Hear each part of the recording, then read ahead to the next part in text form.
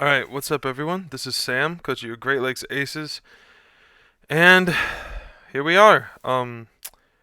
I, after a long and very arduous season, I finally got my first championship title in the Great Lakes Draft League Season 2 Empoleon Division.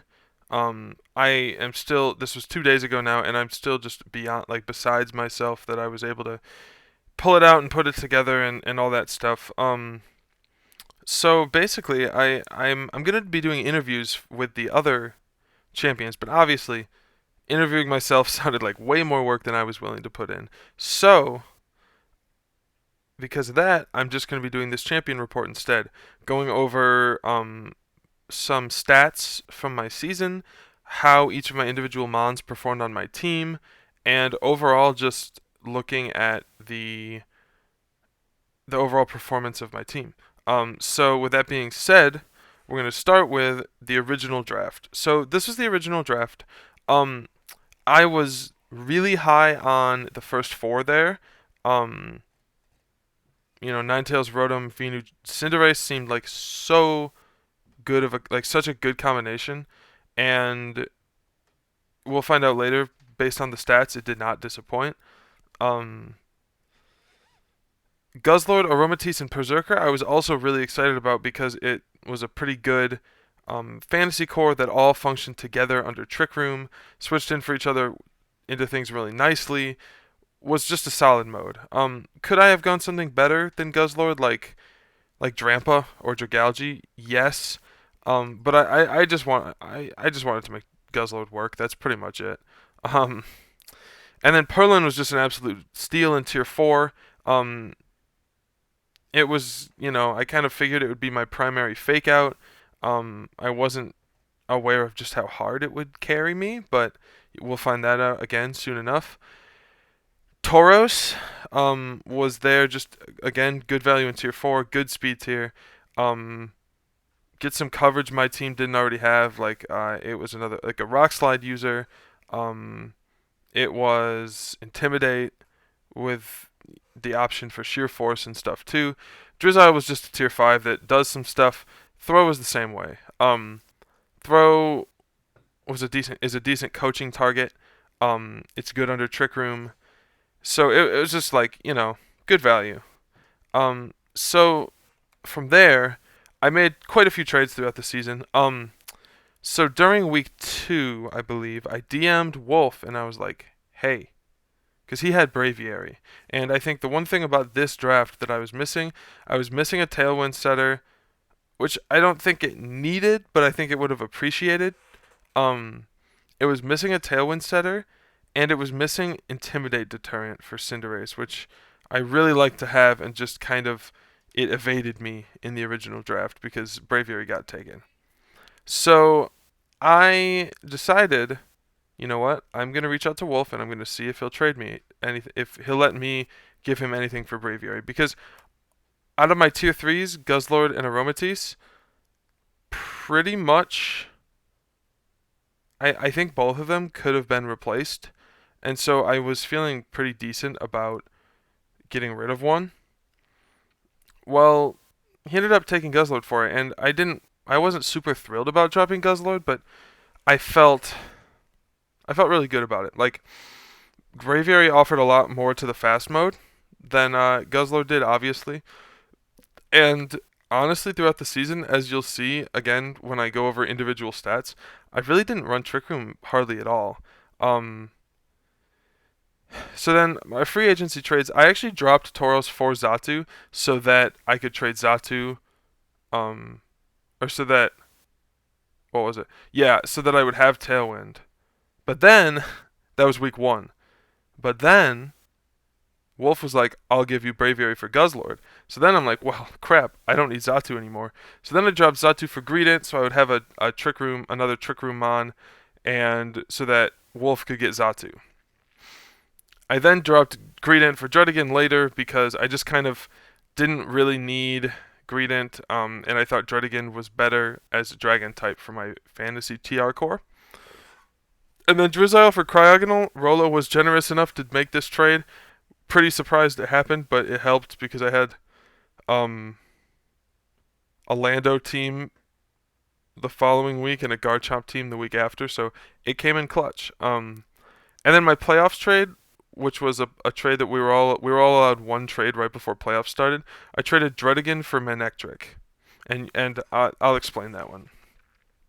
So the drops. These were the four that at one point were on the team and didn't stay. Xatu and Greedent I didn't include here basically just because I never played them and they just sat on my team and then got traded away. So I didn't really include them. Um, so like I said here, essentially I kind of wasted some trades because I traded Tauros for Greedent or something like that.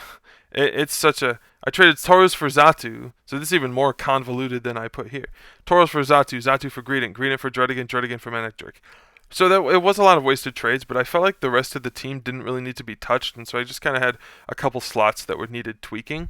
Um, like I said before, like Guzzlord seemed really good on the comp, but when Wolf said he'd give me Braviary, I couldn't say no.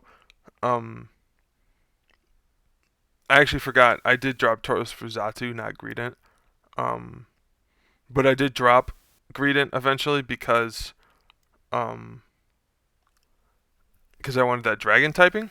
That's pretty much it. And then I looked at my playoffs matchups going in, and I was like, okay, Dredigan's never going to come here. I need Lightning Rod for one of my matchups. And so I took my Manectric, and I'm very happy I did. Again, you'll see later. And Drizzile to Cryogonal was just objectively better. I'm glad Rolo was willing to trade it to me. I think he's a little crazy for doing so, but we take those. So this was the team, the comp we were running into finals with. Um, I absolutely loved piloting this team. I am going to really miss piloting this team.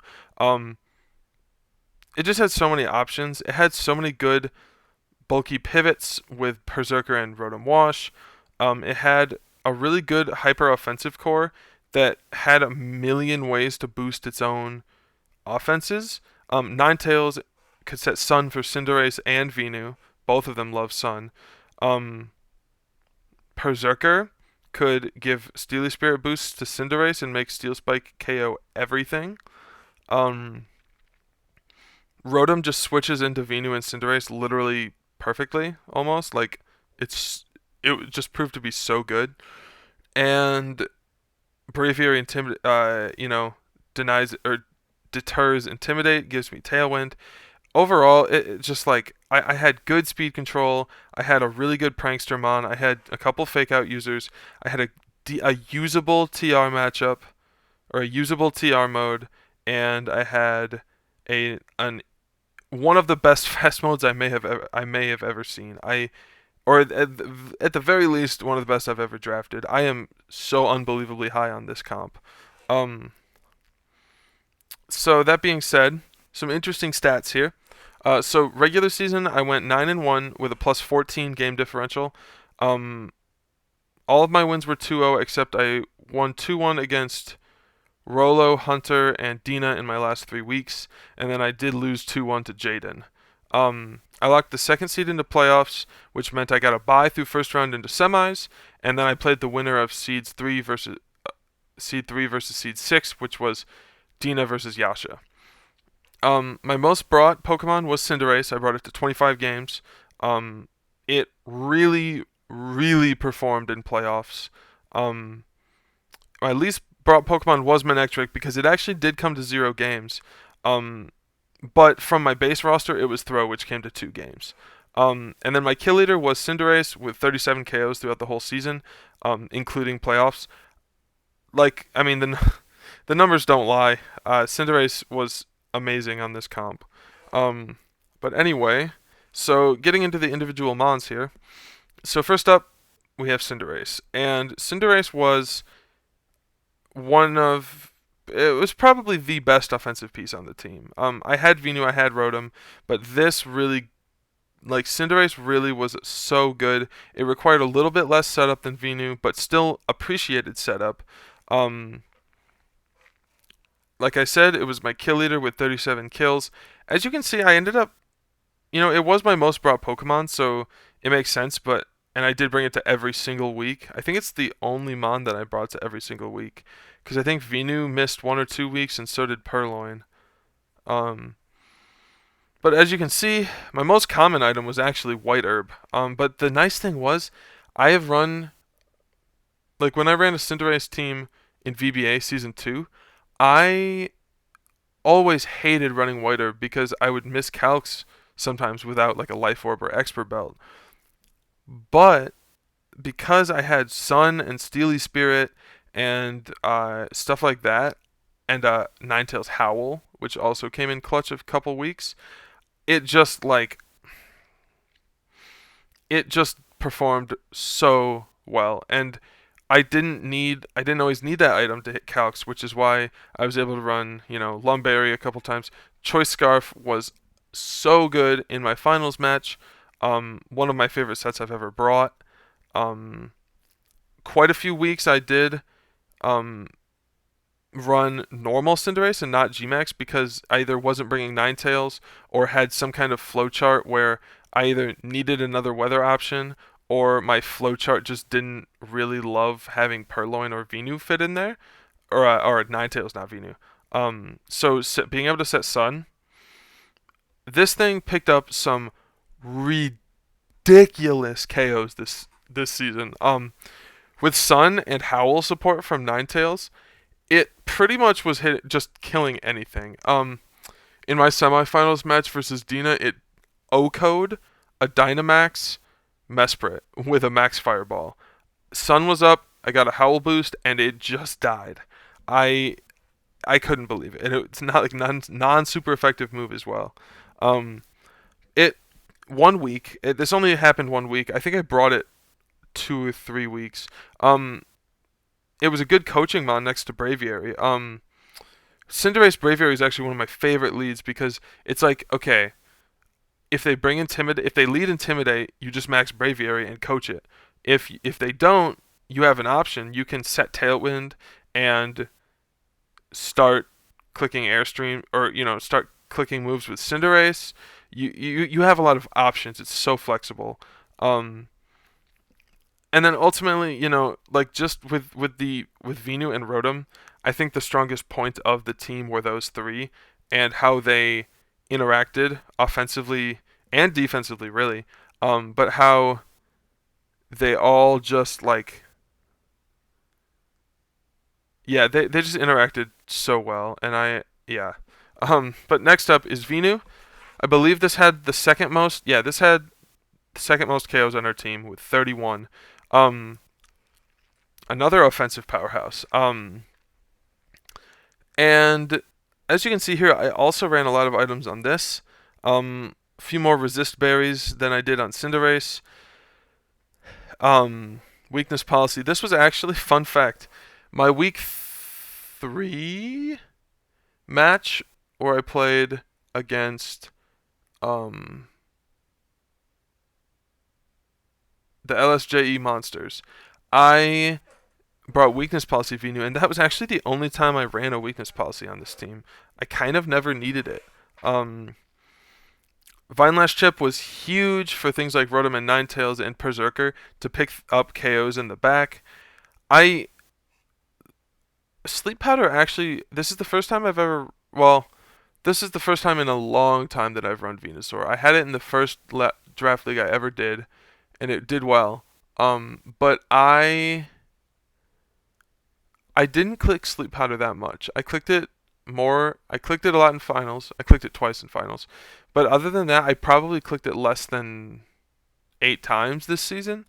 It did win me a few games because that's just what Venu does. But it just didn't need it, and I was really happy about that because I don't like always banking a win on a 75% accurate move. A couple times I clicked it in finals, I kind of had to click it. But also, since I had no ground type, having access to Earth Power and Max Quake was super nice.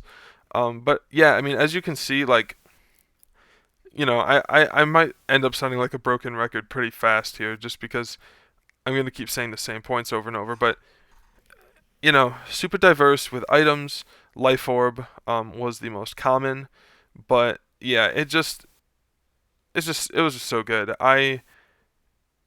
It's so hard to deal with the combo of Cinderace, Venu, and our next mon, which is Rotom Wash.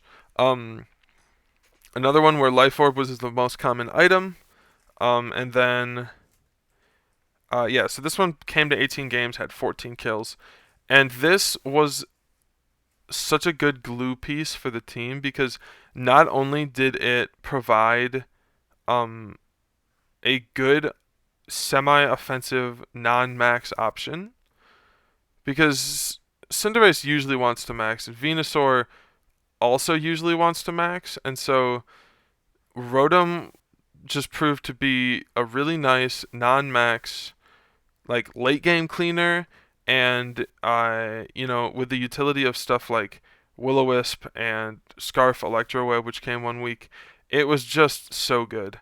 And it was kind of the start to the amazing defensive backbone that supported the hyper offensive backbone of the team. Um, and then it's like just the nature of the mon, right? Like only having one weakness. If the opposing team doesn't have a strong grass type, which so many teams that had grass types just didn't bring them into me because I have Venusaur, Cinderace, Ninetales. No, I can like I can't think of that many grass types that even like got brought against me because I just had so many ways to deal with them. And so, but then sometimes people were literally forced to bring a grass type because Rotom ate them alive otherwise. And so it was just super nice. Um, it could punish passively by setting up Nasty Plot, which was also really good. I did that in semis. I did lose that game, so think of that what you will. But um, Hydro Pump sucks. We know. But overall, super happy with Rotom. Like it just always felt good on the field, and I'm super high on this mon now. So our other tier two was Ninetales. I believe this came to one less game. Yeah, one less game than Rotom. Shuka Berry looks like the most common item. Um, it just the amount of support this mon provided was unreal. Just like the ability to howl in front of next to Ace, the ability to set Sun for both Ace and Venusaur. Oh goodness, I'm yawning. I just got back from work. I only brought Scarf twice, but I think the 2 weeks that I brought Scarf, it might have been one of the most impactful sets I brought. Um, yeah, ultimately, again, like this mon, it was super consistent for me. It really was able to like, I could run bulk on it, and it's still hitting a lot of damage. Like even its special attack, even though its special attack's only like 81, like hitting overheats, which I actually didn't run that much. Heat waves, flamethrowers, overheats, that kind of stuff in the sun is so good. And then having another wisp option, foul play came a couple times. I goodness, sorry. I normally ran this as more of a supportive mon, which I never ran like a spec set or like a scarf set that was just for attacks or anything like that. I could have, but I didn't really need to just because I already had the same coverage from Venu and Cinderace, so I kind of didn't need it. But yeah, this mon was so good. Yeah, that's pretty much all I have to say on that one. Next up is Aromatisse. So now we get into some mons that I really didn't end up bringing that much. As you can see here, but you can count up the items to find out how many weeks it came to. So this one came to half of my regular season weeks. Well, no, 4 of my regular season weeks, and then it came versus Dina. No, it actually didn't come in playoffs. But it only went 1-1, 5 games played. I just like so many of the TR mons in this division were physical, And so being able to click charm into them was just so nice to just say, you know what?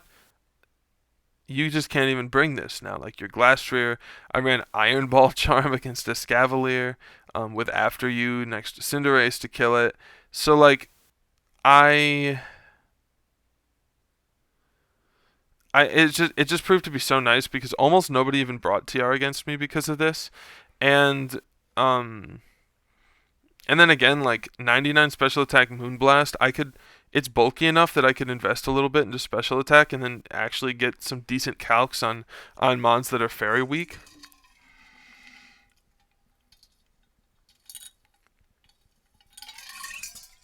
Sorry, taking a drink.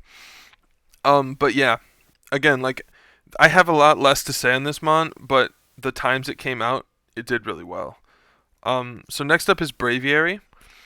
So Braviary is another one. It only came to 6 games, but well, one, it went 7-3 in those 6 games. But so I picked it up for week 3, so during week 2.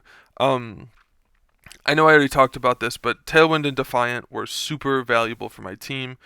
It provided a nice lead option next to Cinderace, another Airstream user, and it really like I was able to run sets like Scarf, Sheer Force, Rock Slide in front of Charizard. I was able to do stuff like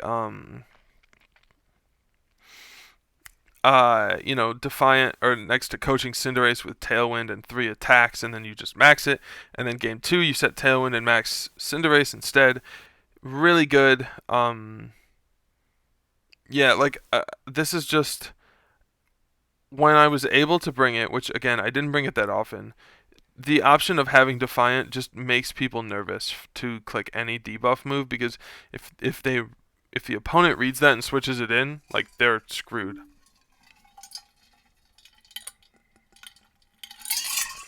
So, yeah, just being in team preview, this was another mon that almost I would just bring in team preview and then not even bring to the game just because it was so good at discouraging those kind of things from coming.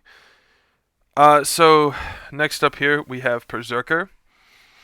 So this one came to 4 weeks, 7 games played, 1-4. I brought Assault Vest all 4 times. I think just its stat line and move pool kind of lend it to running Assault Vest a lot, in my opinion. It didn't come super often, but in the late season, I think it did very well against Hunter. It did well against Rolo, and then it did okay in finals. One game, it did something. Um, But yeah, it was super good. I brought it when I brought it against Hunter. It was supposed to be like a real bulky pivot type option, um, and it did that very well. Um, Helped me win Weather Wars. Okay, like the bulk is good, but I would say that a lot of the times it struggled to survive max moves. Like, so it made it kind of awkward to bring sometimes, especially when sometimes I am setting up my own son and it's more inclined to die to a fire move. But you know, it again, like it wasn't the best mon on my team. I think it has in a max format it has trouble hitting calcs and taking calcs. So I think a lot of the weeks I like it looked good, like I liked having that steel coverage, but then I just ran Steel Spike on Cinderace and ran something else here. But I still don't like regret having it because the mon is nuts. So next up is Manectric. So this one I have probably even less to say about. I ran Focus Sash the 1 week I brought it, which was semifinals against Dina. Basically, she had Thunderous and Bolted. Both of which are really, really easily able to cripple Cinderace. And so my thought here was, well, Jordan is not coming to any matchups in playoffs. Let me grab Manectric to help me with semis. It didn't come in finals, but that's totally okay. And so basically, I I took it to deter Thunderous and Bolton so that Cinderace could pop off, and Bolton didn't come to the game at all, and Thunderous only came. It came in team preview and only was brought to onto the field game 3. So I think it did its job, honestly. Bolton was such a problem for Cinderace that I needed something for it, and the answer was Manectric, and goodness, I think it worked really well. So next up is Purloin. Purloin was, I think I can pretty safely say, the MVP of the entire season. This Mon is so nuts. I brought it to 17 games, which is I think the same as Ninetales.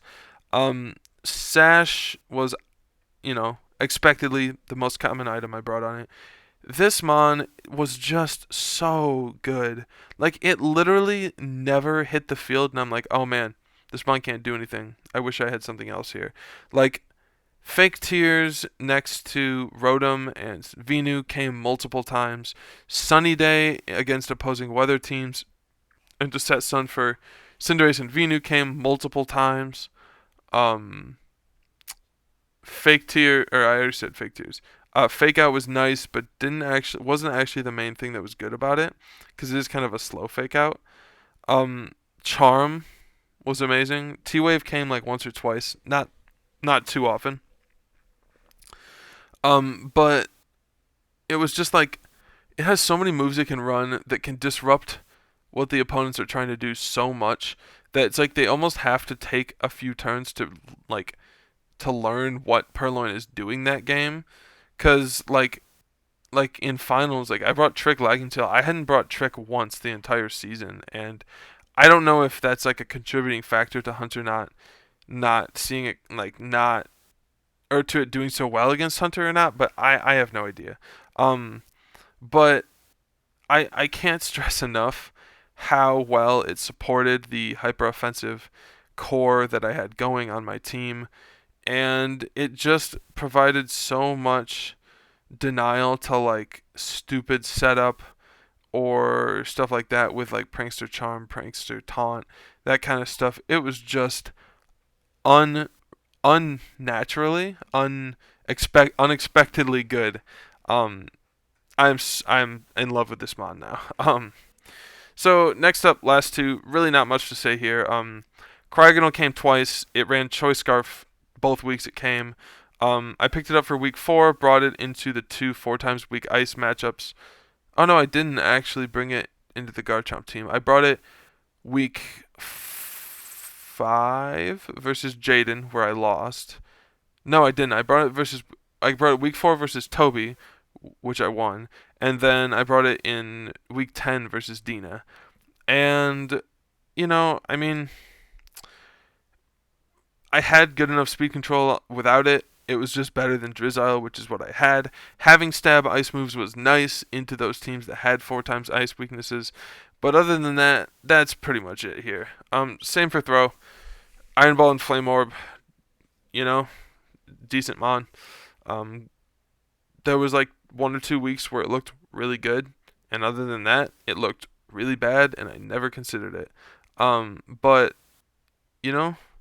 the 2 weeks it looked good, it looked really good. So I don't even think this was a wasted slot on the team at all. So just to go over some closing thoughts. I know, like, I'm probably sounding like a broken record. Even saying that, I'm probably sounding like one. But I had so much fun piloting this team. It always felt fun and refreshing and exciting to build with and to pilot. I always had fun in my games. I always had fun in prep and mocks, and I just felt like my prep was the best it's ever been this season. My play was the best it's ever been this season. I'm super happy with my improvement over the past few leagues I've done, to finally claim a champ title. But like, the main thing that I recognized after the season ended was I don't know if there was a single matchup where I was like, wow, I don't have something for insert mon name here. Like, I just had something for everything. it was kind of unreal because I'm used to drafting teams. Goodness, yawning again. Sorry, guys. It's a long day at work and didn't get much sleep.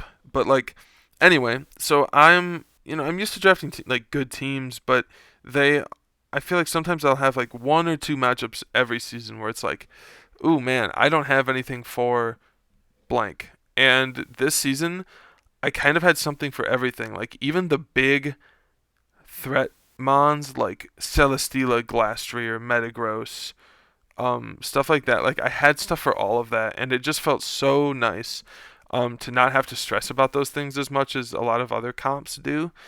Um, and then just again like that hyper offensive Firewater Grass core of Cinderace, Venu, Rotom, with the support pieces of specifically Braviary, Berserker, Ninetales, Purloin.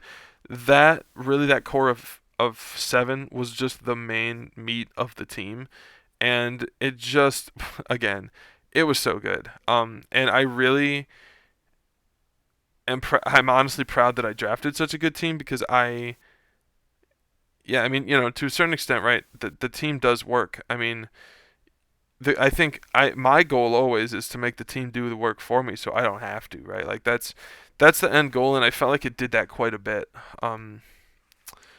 Most broken thing about the comp, in my opinion, was just the amount of things that could kill you. I had so many good offensive mons between Cinderace, Venu, and Rotom, between Braviary, Berserker, Ninetales, even like my TR setter Aromatisse could do some damage. Throw. So like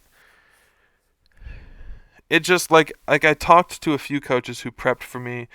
Some like Hunter who had to prep for me who had to prep for and play me multiple times because of finals. And they were all the consensus seemed to be the Firewater Grass core was bonkers, and the amount of versatility I had with leads, like I could lead Cinderace plus Purloin or Ninetales or Berserker or Braviary or Venu, or I think I led it next to Rotom too. Could lead Rotom Purloin, Venu Ninetales, Venu Ace. Like I just with those three, the Firewater Grass core plus those few little support pieces, just opened up so many lead possibilities for me, and I think that was one of the best parts about my team. But some thank yous are in order. Like it says here, I obviously cannot thank everyone who helped me because I could never keep track of every single person who gave me any bit of prep advice ever. So thank you to all who helped me prep in any capacity. You know who you are. Thank you. Um, I think probably the biggest thanks has to go to Wade or El Flamingo, my good buddy and my front office.